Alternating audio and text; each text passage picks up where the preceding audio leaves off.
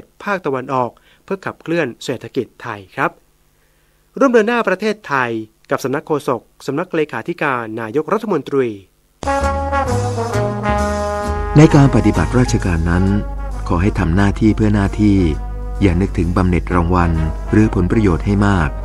ขอให้ถือว่าการทำหน้าที่ได้สมบูรณ์เป็นทั้งรางวัลและประโยชน์อย่างประเสริฐจะทำให้บ้านเมืองไทยของเราอยู่เย็นเป็นสุขและมั่นคงพระบรมราโชวาทพระบาทสมเด็จพระปรมินทรมหาภูมิพลอดุลยเดชบรมนาถบพิตร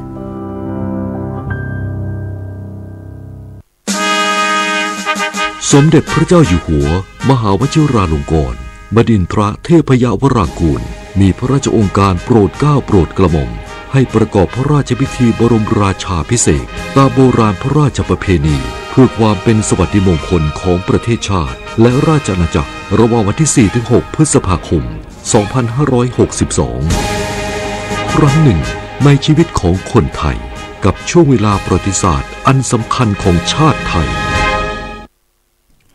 ขณะนี้เวลา 7:16 น.ต่อไปเสนอข่าวต่างประเทศประธานาธิบดีโดนัลด์ทรัมป์ผู้นำสหรัฐกล่าวเมื่อวานนี้ว่า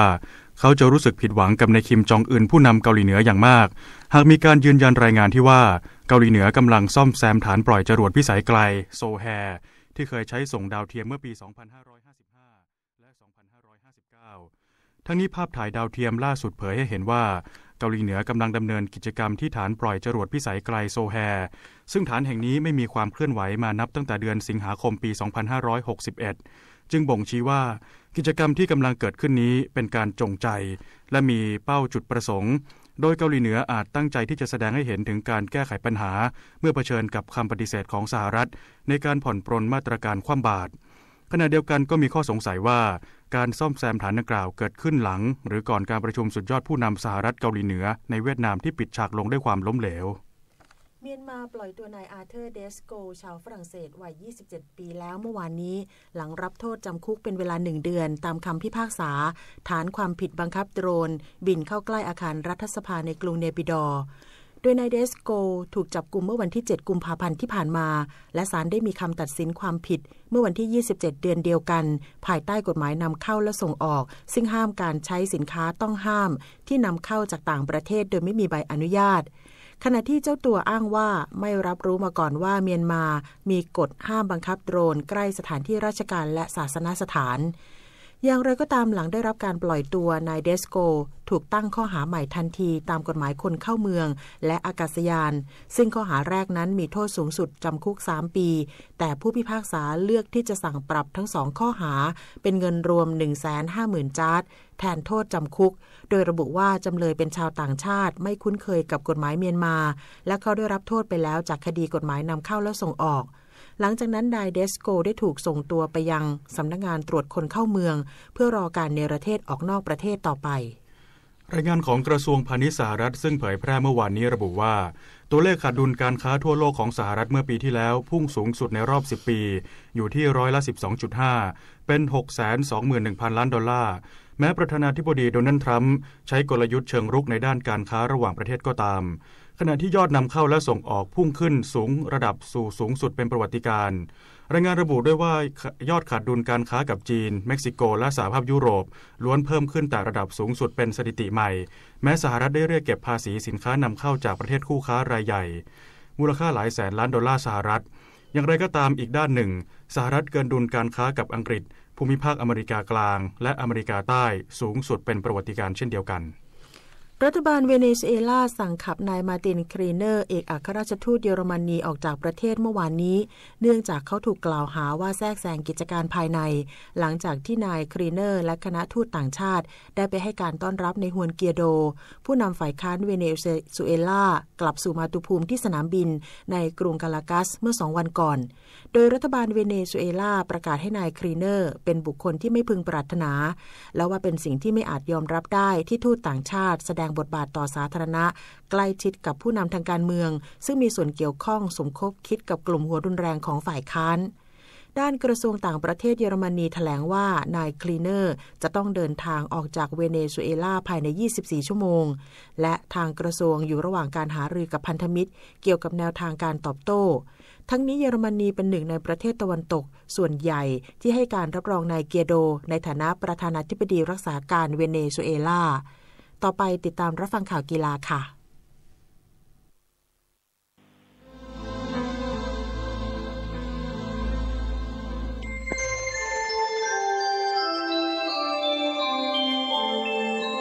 ขณะนี้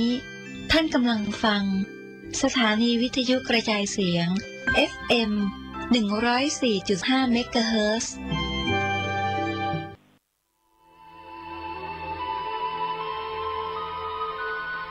นักการศึกษานักการเผยแผ่ต้องได้รับการยกย่องส่งเสริม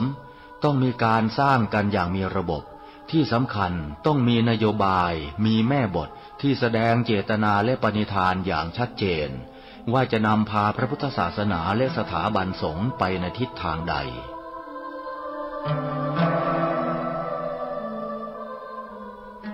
เราอาจจะต้องผนึกกำลังกันทำงานหนักคือสถาปนาวิทยาลัยศาสนทายาทหรือวิทยาลัยการเผยแผ่เพื่อผลิตนักการเผยแผ่เพื่อสร้างงานพระธรรมทูตให้เข้มแข็งเพื่อจะได้เป็นหลักประกันว่าเราทำงานตามรอยบาทพระพุทธองค์อย่างแท้จริง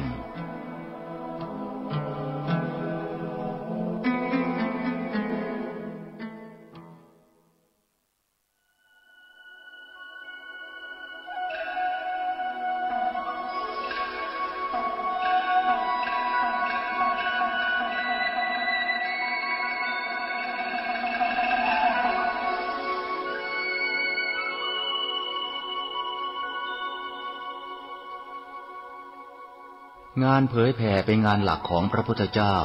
งานเผยแผ่เป็นงานเสียสละงานเผยแผ่คืองานทำความเข้าใจกับคน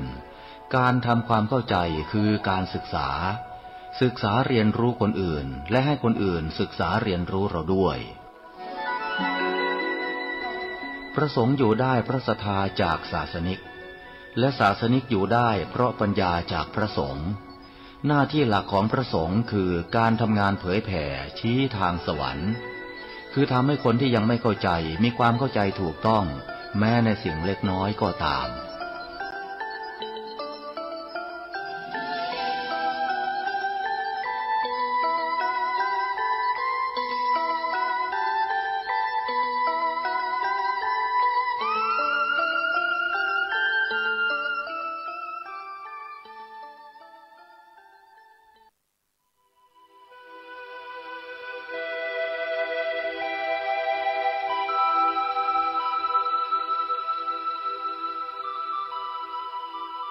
การคณะสงฆ์ที่ใช้การปกครองนำหน้าแล้วให้การศึกษาเผยแผ่ตามหลังนั้นจะพบทางตันหากวันหนึ่งไม่มีใครเข้ามาให้ท่านปกครองแล้วท่านจะไปปกครองใครงานเผยแผ่คืองานให้ความรู้เป็นสิ่งเดียวกันกับงานการศึกษาจะต้องรีบก้าวไปข้างหน้าการสร้างคนให้มีความรู้ทำให้การปกครองง่ายคือให้เขาปกครองตนเองการปกครองที่ปราศจากการศึกษาจะมีแต่การลงโทษเป็นหลัก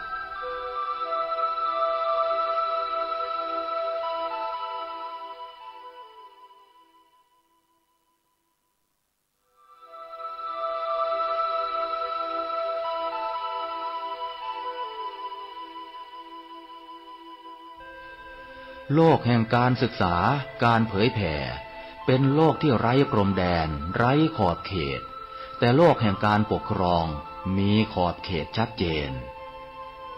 ถ้าเราต้องการติดต่อกับโลกเชื่อมสัมพันธ์กับโลกเราต้องยกการศึกษาการเผยแผ่ให้เป็นงานเอกให้เป็นงานที่ก้าวไปข้างหน้ามากกว่ามาเน้นที่การปกครอง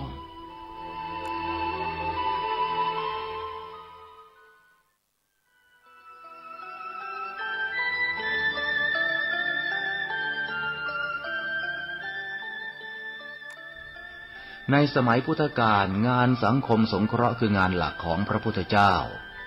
ปณิธานของพระองค์คือการออกไปช่วยเหลือคนอื่นไปให้ความรู้เขาพระสงฆ์จึงเป็นองค์กรอาสาสมัครที่ทำงานเพื่อประโยชน์สุขของคนอื่นงานการศึกษาถือเป็นหัวใจสำคัญของการทำงานเผยแผ่พระสงฆ์ต้องออกไปทำงานกันให้มาก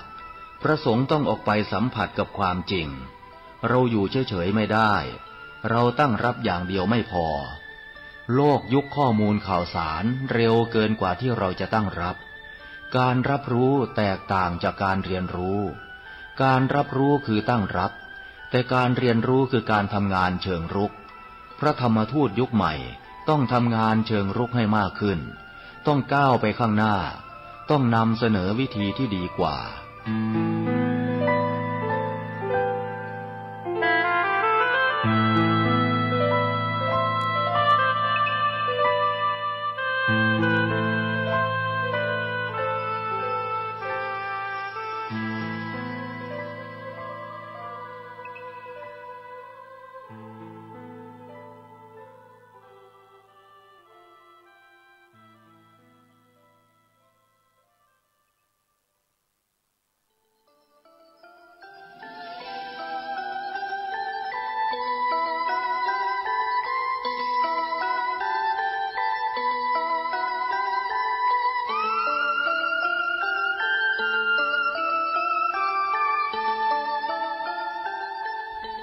สถาบันสงฆ์อุบัติขึ้นเพื่อทำงานสังคมเพื่อช่วยเหลือคนอื่นการยื่นมือออกไปช่วยเป็นหน้าที่หลักของพระสงฆ์เมื่อเราช่วยเขาเขาก็ช่วยเราเช่นเดียวกันการรอคอยให้คนช่วยเราก่อนจะพบแต่ความผิดหวังสถาบันสงฆ์ต้องก้าวนำในด้านการช่วยเหลือเพราะสถาบันสงฆ์เป็นสถาบันสังคมสงเคราะห์ที่ใหญ่ที่สุดเก่าแก่ที่สุดที่โลกมี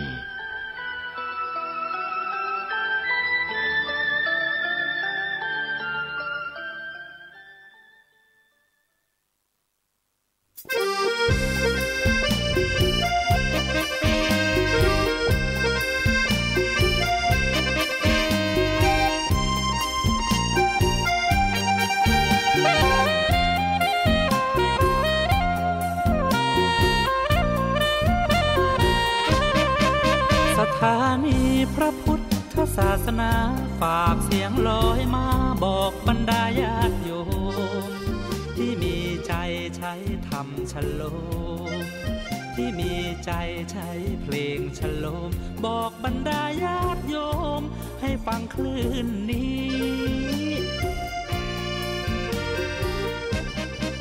สถานีตั้งไม่ไกลไม่ไกลตั้งอยู่ทั่วเมืองไทยชวนคนไปทำดี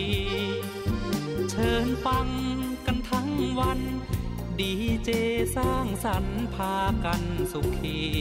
ใครอยากฟังธรรมเชิญทางนี้ใครอยากฟังธรรมเชิญทางนี้หรืออยากฟังเพลงดีๆเปิดคลื่นนี้นะคุณสถานีพระพุทธศาสนาฝากเพลงลอยมาย้ำชาวพุทธสร้างบุญธรรมะจะติดตามตัวคุณธรรมะจะชี้นำใจคุณที่สุทรงท่านหนุนไว้ให้คุณมาสานสถานีที่ล้ำค่าชี้นำธรรมะเพิ่มปัญญาแตกฉานสอบถามธรรมะข้อใดเชิญลองถามไทยเรื่องที่อยากถามมีธรรม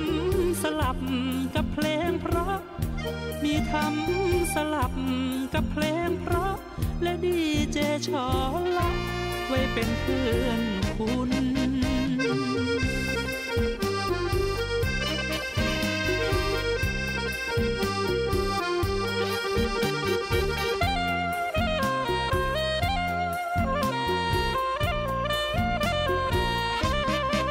สถานีที่ล้ำค่าชี้นำธรรมะเพิ่มปัญญาแตกฉานสอบถามธรรมะข้อใดเชิญลองถามไทยเรื่องที่อยากถามมีธรรมสลับกับเพลงเพราะมีธรรมสลับกับเพลงเพราะและดีเจชอละไว้เป็นเพื่อนคุณส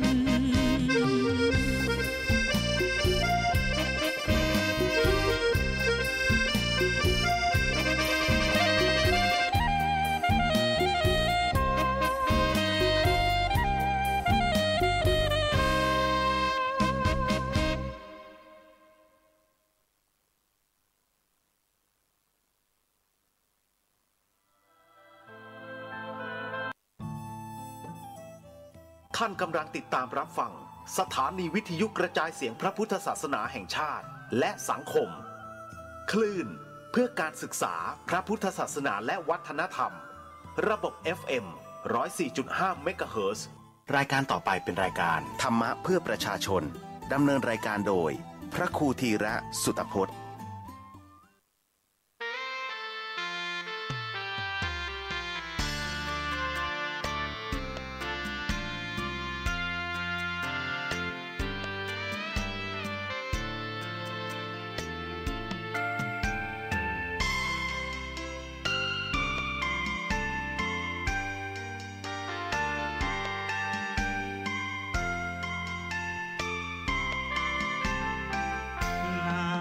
จากบ่อทิพย์ฉลมกายใจ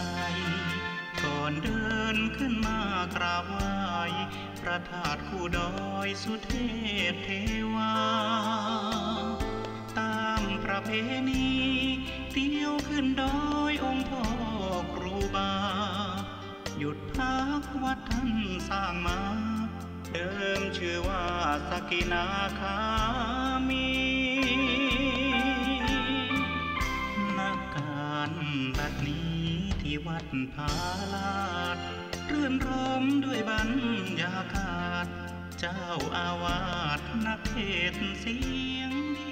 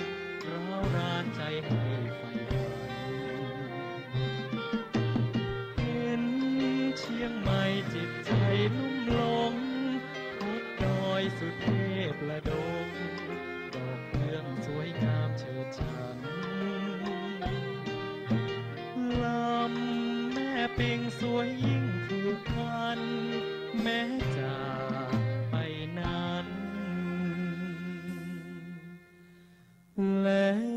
วยังอยากเห็นเจ้า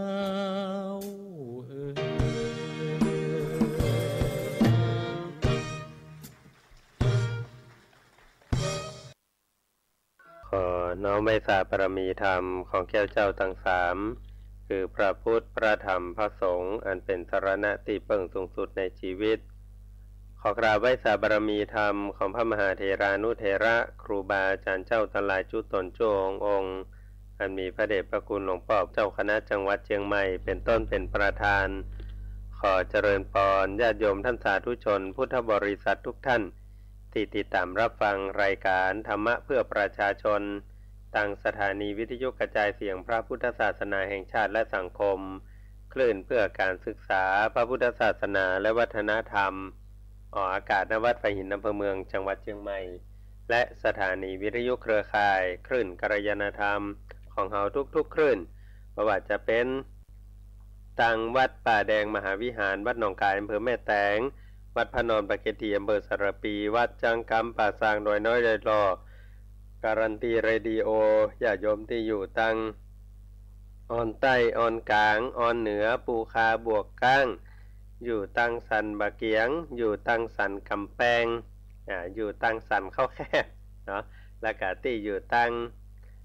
ป่าลานป่าเมี่ยงดอยสะเก็ดญาติโยมที่อยู่ตังป่าสันทรายหลวงอยู่ตังจังเผือกป่าตันอยู่ตังวัดพระนอนขอนม่วงอยู่ต่างตำบลสุเทพอยู่ต่างอำเภอต่างจังหวัดต่างประเทศอยู่ต่างอินเทอร์เน็ตแล้วก็ที่รับชมรับฟังอยู่ต่าง VTV เคเบิลทีวีของคนเชียงใหม่ทุกท่านตัว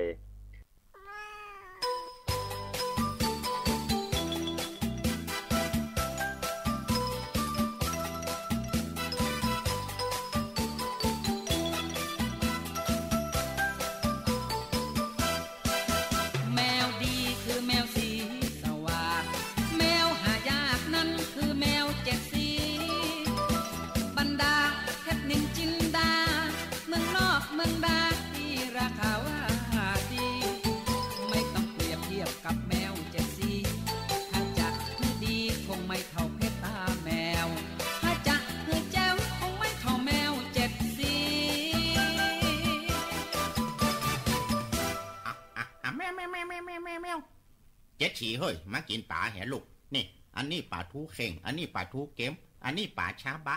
อยากอันใดกินเลยกินบ่หมดละไว้หั่นจะให้แม่มึงกินลูกเกินแล้วไปกะจะให้ข้ากินป่าขี้สากแมวตึงวันเนี่ยสูหักแมวหรือเมียก่อนกะโอ้อันแมวเจ็ดฉี่มันเป็นแมววิเศษลูกสูจะล่ำจะรวยกว่ากับมันเนี่ยเนอะแล้วสูจะรวยมาได้สูลองถามมันเหรอฮ่าเหอเนี่ยเหมือนแมวมันหูกำคนหูกะสูบ่เชื่อบอกข้าจะถามมันเฮ้อันพ่อชื่อว่าใดลูกเฮ้ยอันแล้วแม่เจ้าชื่อว่าใดลูกอันแล้วลูกชื่อว่าใดลูกอันพ่อกับแม่นี่จะร่ำรวยในอนาคตแม่งก่อนลูกมาถ้ามาอู้อ่ะข้าตึงบอกฟันถึงสู่วังไปคนเดียวเตอะอยู่ในหอบแมวขึ้นหล่องสักวันสู่จะเป็นคู่เอาเว้ยเจ็ดฉี่เฮ้ยแม่เจ้าบ่เชื่อเงินล้านเงินแสนก็ให้มันไหลมาปอกมาป้ออีป้อเพนเนา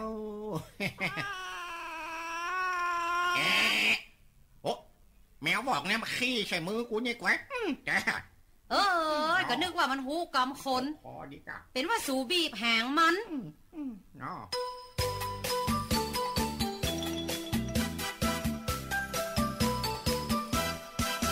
ของดีก็มีแต่คนอยากได้จะดีจะหายพอได้มาฟรีมีผัวก็สมาหักแมวตายแล้วเมียจะทำจับได้ดีไม่ได้โกรธแต่มันเสียศักดิ์ศรีถ้าจะคือดีจะต้องจัดการแมวถ้าจะคือแจ้วต้องรักแมวพานีเจ็ดฉี่เฮ้ยเจ็ดฉี่แมวมาหาพ่อเว้ยเจ็ดฉี่หาโอ้แมวเป็นอย่างนี่ไผ่บุบแมวข้านี่ฮะโชไผ่ไม่ได้บุบมันโต๊ะคันไดตายก้าแมวที่ไหนโต๊ะคันไดตายขนาดอุ้มโจมมันยังปิ้นจะลีนได้อยู่โอ้สูแมวตัวเดียวมันตายอ่ะข้าก็ยังมีอยู่ลูกสูไปกึดอย่างนักข้าบัดแล้วใจเตื้อข้าจะไปหาหมอเวชที่คลินิกสัตวแพทย์ปุ่นข้าจะให้เปิ้นตรวจดูก่อนมันตายเพราะอะไรกันแน่ โอ้มันตายแล้วมันไม่ใช่คืนได้แล้วสูไม่ต้องกลัวเอาฟังเหี้ยเอาข้าจะพูดโขมเฮ้อข้าบอกฟังใกล้ตรวจดูข้าไปแล้วใจเตื้อ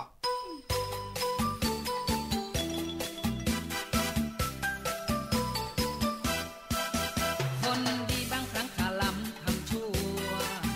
คนชั่วก็ชอบมายั่วคนดีทำผิดแล้วจะต้องหับผิด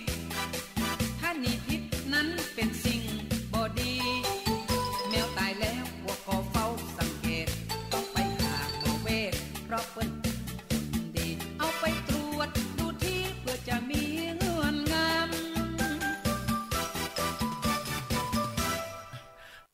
คุณหมอครับสวัสดีครับขอช่วยกวดแมวผมกำครับบอกว่ามันตายเป็นหยังครับไอ้ยังก็แมวตายครับแมวผมตายครับแมวเนี่ยผมหักที่ชุดนี่เลยมันเป็นแมวเจ็ดฉีหายากที่ชุดครับคุณหมอตั้งแต่เป็นสัตวแพทย์มานี่นะก็บ่เคยเจอเรื่องอย่างอี้สักเตื้อตายแล้วก่อนแล้วไปกลับไปหาใหม่มาเลี้ยงเอามันมาเหมือนตัวนี้แมวตัวนี้มันเป็นแมวเจ็ดฉีนะคุณหมอเอาอีกแล้วกันเนาะหมอมีจัดหลายสีหลายพันจะเอาตัวไหนเลือกเอาไปเลยไม่ไหนครับโอ้อันนั้นไปใกล้ได้เนี่ยไอ้นี่มันหมานะไม่ใช่แมว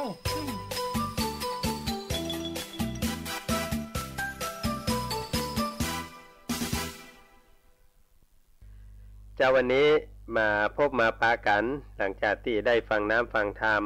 จบลงไปพร้อมกับข่าวสารงานบุญจากตุลุงในวังเป็นที่เรียบร้อยเราก็มาฟังในช่วงของรายการธรรมะเพื่อประชาชนเริ่มต้นรายการโดยสำนวนล้านนาภาษากำเมืองวันนี้ขอเสนอคำว่าขี้นอก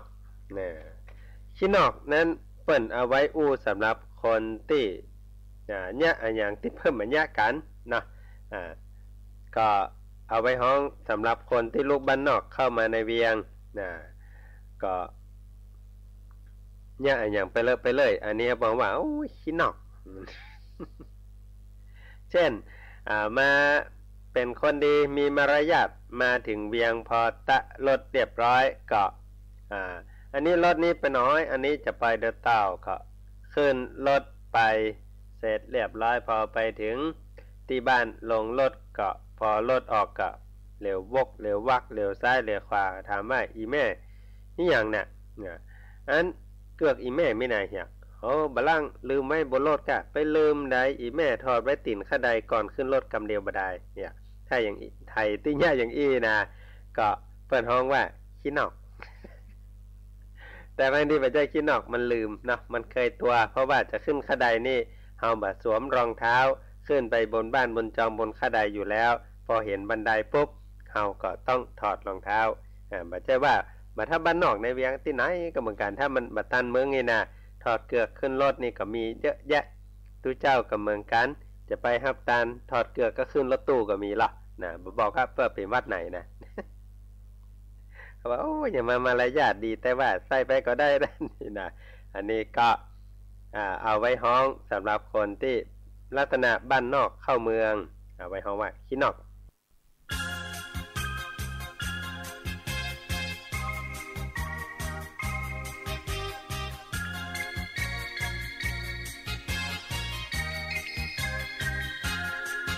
ตอกสันปันมัดปีกิวสิวสันปันสิวไม่บางคนสอนคนเฮาประหยัดมีน้อยแต่ใจนักน้ำจะไหลบาตันมีสลึงพึงบรรจบครบบาทถ้ามี10 บาทหอมหูปอร้อยปอปานป้าแก้วมาใจกับข้อกะอันที่ก่อนเป็นว้องในมือขนาดหยังอ่ะว่องไวเอามาล่อใครล่ออย่างใดป้าแก้วแกนได้ลอดวองบ่เอาเตื้อแกนได้จับเอาแกนกับซ้ำดีเปิ้งลุงยิงป้าแก้วว่าแต่ลู่นี่ฮะมันว่าจะได้ก็ขนาดไข่ต้มแกนน่ะแกะแล้วน้ำป่าฮดเอาเข้าจิมันคือไข่แตกจังแท้แบบป้าแก้วฮะมันว่าเมื่อใดอันนี้มันเล่าขวัญแม่ผัวมันรู้นี่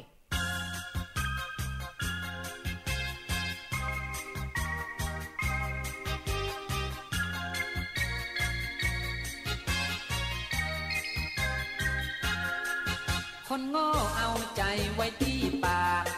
คนฉลาดเอาปากไว้ที่ใจมีเรื่อง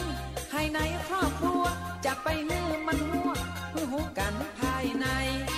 ถ้าอูดีจะเป็นสีแก่ปากถ้าคืนอูมากเพราะกำปากจะวุ่นวา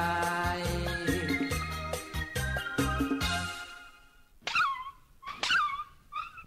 โอ้ใครบุ๊บหมาน่ะ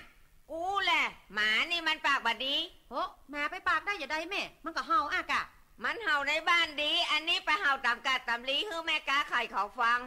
กินด้วยกันตึงวันอันนี้มาเป็นงูเห่างูจ่องกูเบื่อ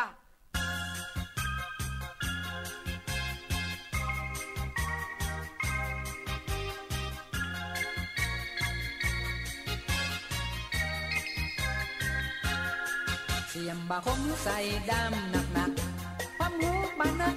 ก็หูมันศึกษาเพื่อนกินบาเดียวหาบาได้แต่ว่าเพื่อนตายอยู่ในมันตึงมาเข้าแก่แล้วพอจะไปมาแซมจะเอาเข้าไฟแนนซ์เหมือนกับยาจังตา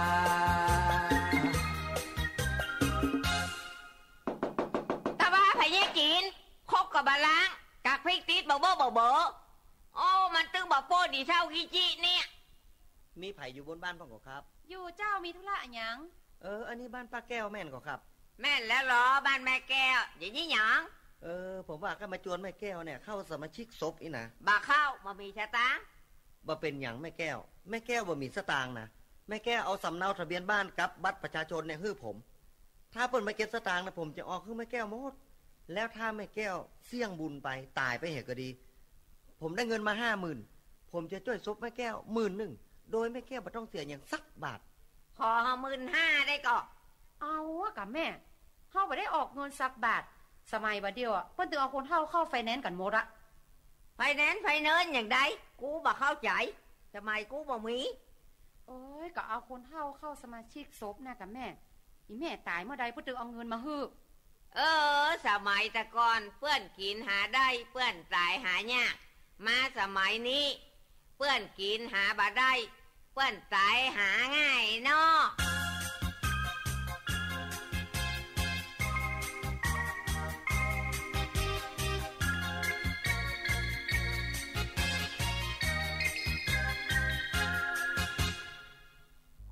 อันที่สองขี้นักหมาบ่กินขี้นักหมาบ่กินนั่นหมายถึงสิ่งที่เกินพอดีเกินกว่าความต้องการมักใจกับคนที่อู้นักล้ำไปนะอู้หยังก็บ่ฮู้พี่เบานักล้ำเพิ่นก็เลยบอกว่าขี้นักหมาบ่กินแทนที่จะหันความแทนที่จะได้เห็นความสำคัญก็บ่สำคัญสักกำเนี่ยมันนักล้ำไปก็คือเอาไว้ปรามสำหรับคนที่จะอู้หยังมานักล้ำนักเหลือรับถึงว่าฮักไม้ปบตันนะอันนี้ก็พอไปปิกไปแล้วก็นึกบ่ออกว่าอู้อย่างพ่อเพราะมันสูนะสูนานออกมาเนี่ยว่านักล้ำไปเนาะอันที่3ขี้ปุ่มหลามอย่างแลนเลี้ยง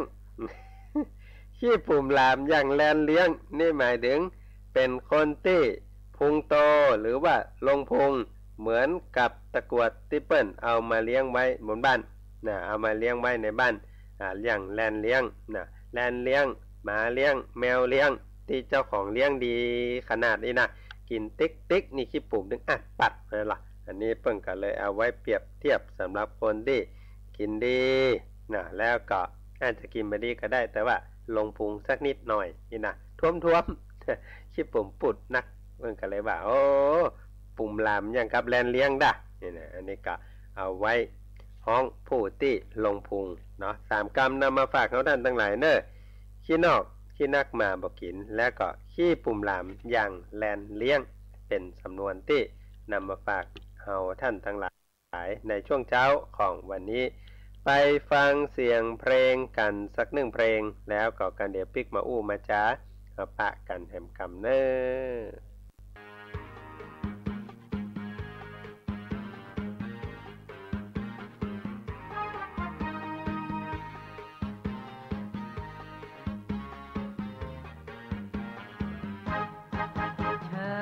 ท่านมาชมมวยดี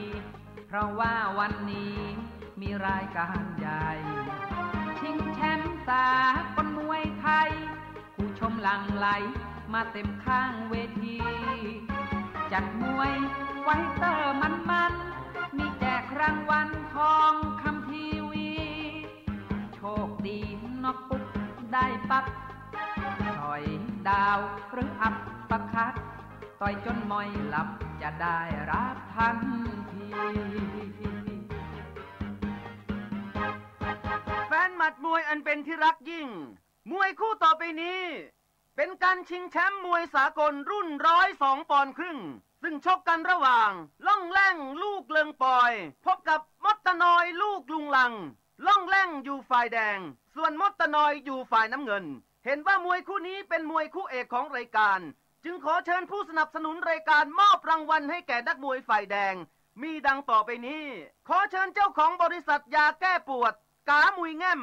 มอบสร้อยคอทองคำหนัก10 บาทผู้จัดการโรงภาพยนตร์กุมมุมรามามอบทองคำหนัก3 ขีด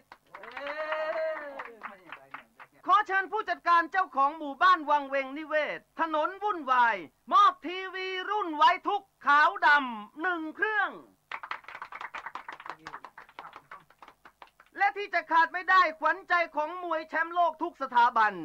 เฮียบุญเลาะเจ้าของภัตตาคารเมาแล้วอ้วกมอบพวงมาลัยเงินสด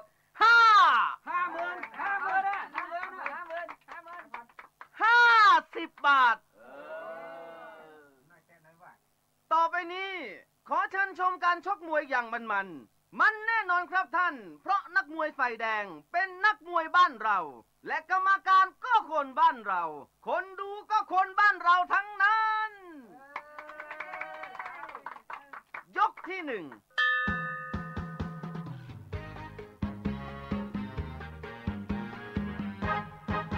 ยก1ระฆังกังวานต่างฝ่ายทะยานเข้าหากันเฮี้ยม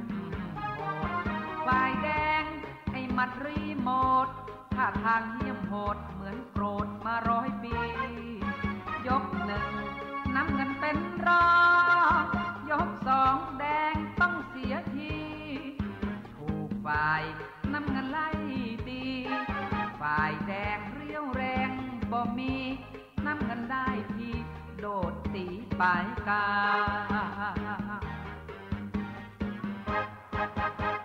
มดตะนอยแจ็บซ้ายมดตะนอยแจ็บซ้ายต่อยขวาเข้าไปข้างอย่างจังลงแรงล้มลงไป1 2 3 4 5 6แล้วก็7แล้วมันก็8แล้วก็9แล้วก็ลุกแลหมดยกโอ้กรรมการรับเลี้ยงเนี่ยยังมันนับยันไม่ยันหมดแล้วไอ้นี่เล่นขว้างกันอยู่เนี่ยขอโทษครับกรรมการบังคับสบายครับฮัลโหลใจเย็นๆครับใจเย็นๆขอความกรุณาอย่าเข้าใจผิดกรรมการชุดนี้ไม่มีลำเอียงครับและก็ขอความกรุณาอย่าเอาถุงน้ำแข็งขว้างขึ้นบนเวทีระวังจะโดนนักมวยฝ่ายแดงนี่ยังว่าบัลลังก์เอียงซะเนี่ยมาชมมวยกันต่อไป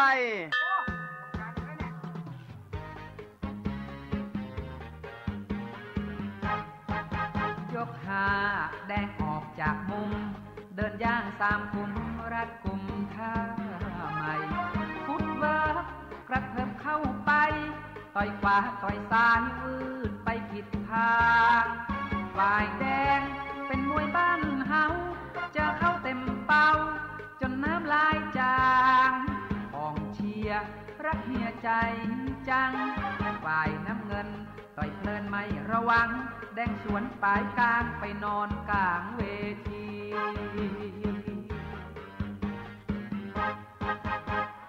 ลงแรงแยบซ้ายต่อยขวาเข้าไปข้างอย่างจังมันจะโดยล้มลงไปกรรมการนับ1 2 4 5 9 10กรรมการยังไม่รับมวยแล้วเหลือก็เป็นอันว่านักมวยฝ่ายแดงของเราคือล่องแร่งลูกเลิงปอยเป็นฝ่ายชนะน็อกเอาท์ไปอย่างใสสะอาด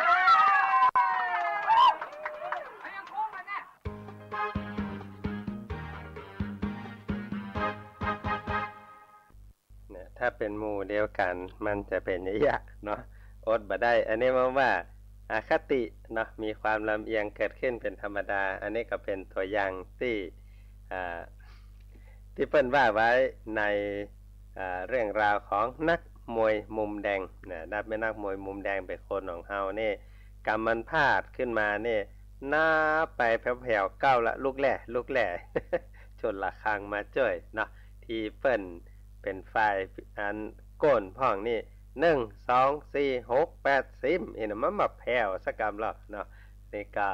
เป็นเรื่องราวที่เอามาอู้มาจามาว่าเล่นกันเนาะอู้เล่นอู้แต้แกมเล่นนะอู้เล่นแกมแต้ก็ถ้าเมื่อเฮาท่านทั้งหลายได้ฟังว่าอันนี้จิตใจเฮาเป็นอย่างนี้ในทางพระพุทธศาสนานั้นอู้ถึงเรื่องของความลำเอียงที่อยู่ในจิตในใจของคนเฮา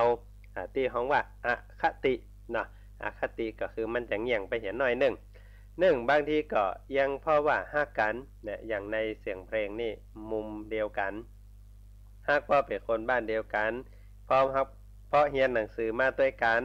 ฮักเพราะว่าเป็นคนหมู่บ้านเดียวกันนะนักมวยก็คนบ้านเรากรรมการก็บ้านเราเนาะคนเชียร์ก็คนบ้านเฮาอันนี้ก็อดบ่ได้เนาะอดบ่ได้ที่จะลำเอียงในขณะเดียวกันความลำเอียงก็มักจะเกิดขึ้นเพราะว่าจ้างกันคนเฮายามจังอย่างก็ตึงบ่ดีขณะเปิ้นว่าอันนี้นะเปิ้นได้เป็นนายกนะซื้อเสียงอะกะเนี่ยมันก็ตึงไปหั่นแล้วนะอันนี้เปิ้นประกาศว่าอันนี้เปิ้นวันนี้เปิ้นมาทำบุญเด้อลูกเปิ้นจบปริญญาได้เป็นด็อกเตอร์นะมันซื้อเอาเนี่ยมัน ถ้าคนบ่ชอบว่ากันไปเหี่ยหมดแม้ว่าเปิ้นจะแต่งตัวดีนะมาในการในงานอวดล่ำอวดรวยเนี่ยนะใส่สร้อยก็โดนว่าบ่ใส่ก็โดนว่าโอ้ยแต่งเนื้อแต่งตัวป้อมเปิ้งกับฐานะก็เป็นกูก็ใส่เส้นบลอเนี่ยฉะนั้นก็คนมันจะว่าเนาะมันไม่ใช่มุมเดียวกันเพราะว่าจังกันอันยังก็ตึงบ่ดีถ้ายามดีขี้เหอะก็ดมว่าหอมเนี่ยอันนี้อคติเกิดขึ้นเพราะฮักอคติเกิดขึ้นเพราะจังอคติเกิดขึ้นเพราะว่าบ่ฮู้นะบ่ฮู้ข้อมูลข่าวสารก็เกิดทำให้เกิดความอคติได้คือเฮาบ่ฮู้ข้อมูลที่แท้ๆฟังข้างนี้ฟังข้อมูลมาอย่างนี้บ่ได้พินิจพิเคราะห์ก็ทำให้เกิดความลำเอียงอันนี้เพราะว่าลำเอียงเพราะหลงแล้วก็ลำเอียงให้มันก็ลำเอียงเพราะความอคติคือความลำเอียงเพราะฮักเพราะจังลำเอียงเพราะหลงแล้วก็ลำเอียงเพราะเกิดความโลภ